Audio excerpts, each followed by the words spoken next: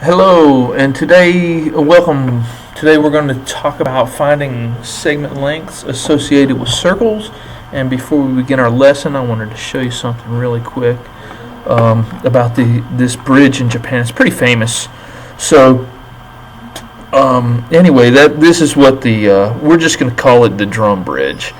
That's the English translation, but you can see the bridge is pretty unique, and it's a real popular tourist destination in Japan. So this is, I just wanted to show you that because this is what our first example is going to deal with. And I'm not going to spend time on these theorems exactly. As we go through, we'll come back to this. Okay, so the arch of the drum bridge is an arc of a circle. Okay, so what we're going to do is we're going to draw this. We're going to draw this circle in. Alright, let's see. Alright, is an arc of a circle. So what we're going to do is we're going to make an arc like this. Go ahead and draw a chord in here, about like that. Okay, so this will represent the bridge right here, the top. Alright, a 14-foot chord is 4.8 feet from the edge of the circle. So this is 14 feet across, and now we'll draw in. So when we're measuring distances, it's going to be perpendicular, so it's going to go through actually the center of the circle, 4.8 feet from the edge of the circle. So we'll come to the edge of the circle, and it's going to cut that in half and go through the center. We'll just pretend that that's the center. Okay, use our imagination.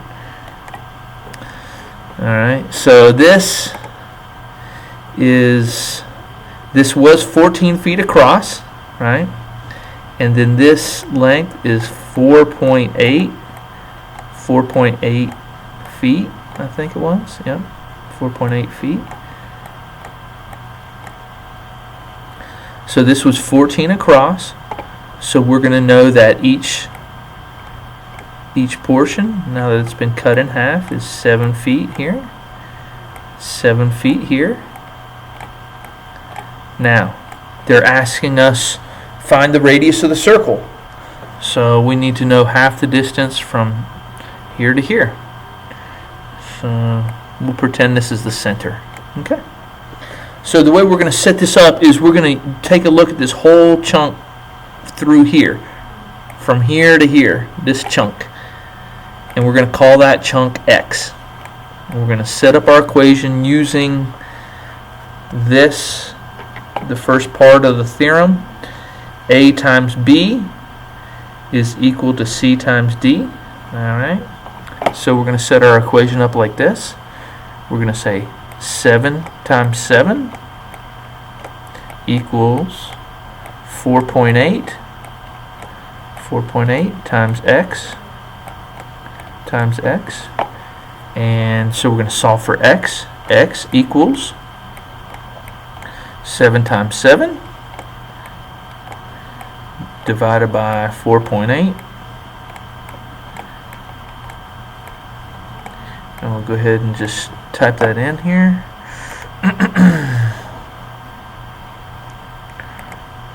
7 times 7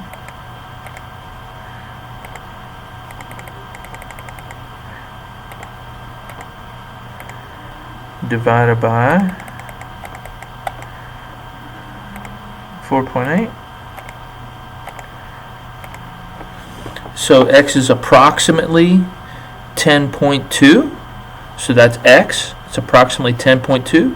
If we add x plus 4.8 is going to give us the diameter, the whole diameter here. Okay, so we're going to add x plus 4.8. So the diameter is equal to 15.008 blah blah blah. Okay, we're going to divide that in 2 to come up with our radius. Divide by 2. So the radius, we're just going to call r equals, well, no, it's not equal to. right? Approximately. R is approximately, approximately 7.5 feet. So that's our solution for that one. Okay, a word problem, real world word problem. Okay. All right. So let's go for the next example. And here in this example, we're going to use obviously the second part of the theorem. We're going to use this part, and remember we had the W is going to be used and multiplied by the product of X plus W, or W plus X, and it's the same with Y. So we're going to use that to set this problem up. So basically we're going to set it up like this. 6 times 6 plus 8, 6 times 6 plus 8 equals 7 times 7 plus Y. Alright, 7 times 7 plus Y. So if we wanted to go ahead and we can go ahead and I guess solve for, why don't we do that? Why don't we just say 6 times 6 plus 8. So we have 84 equals 7 times 7, 49 plus 7y. Alright, so 7y equals 84 minus 49, 35. So y equals 35 divided by 7.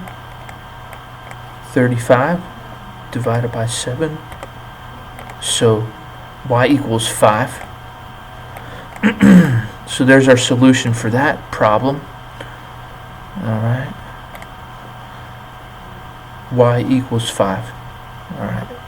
We didn't need to round. Okay. So let's go for our next example. Now, in this example, we see this is a tangent here.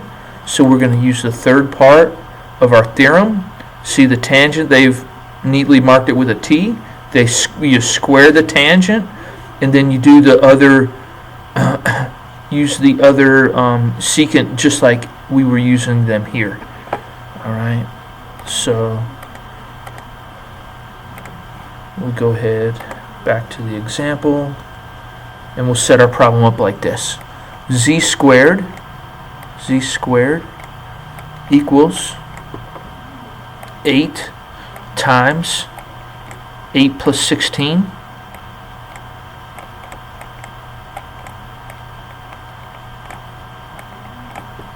Okay, so Z squared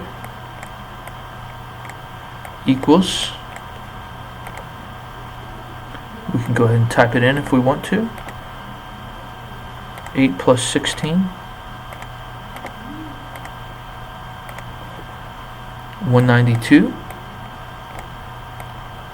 So eventually Z equals the square root of 192. Let's see, do they ask for exact answer or just tenth? Round to the nearest tenth, so we're good. Alright, let's just type it in then. That's all they want. Okay, so square root of 192. So Z is approximately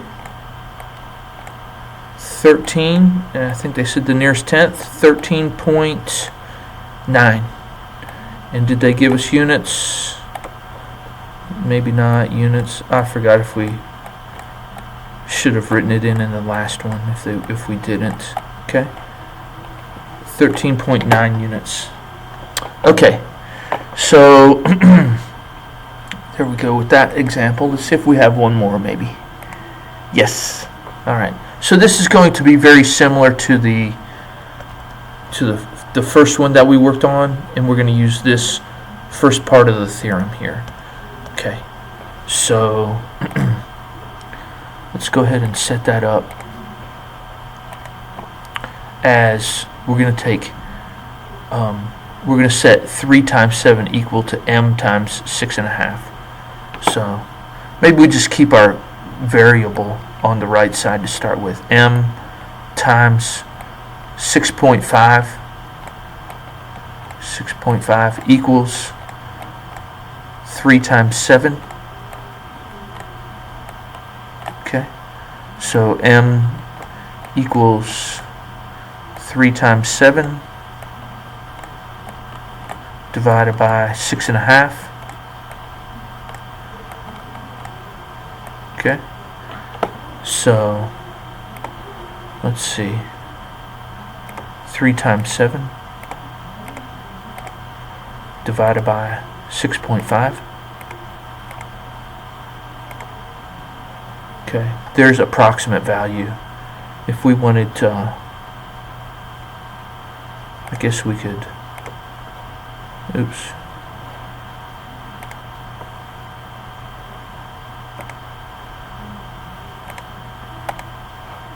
The exact value for m would be 42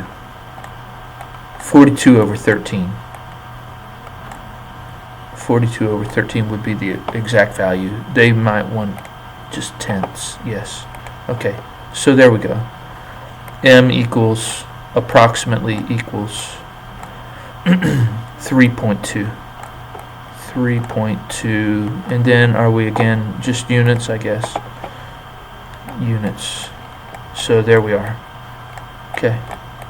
3.2 units. Alright. Okay. Alright, so I think that wraps it up for us for this section. Alright, thank you for your time, and we will look forward to seeing you on the next segment.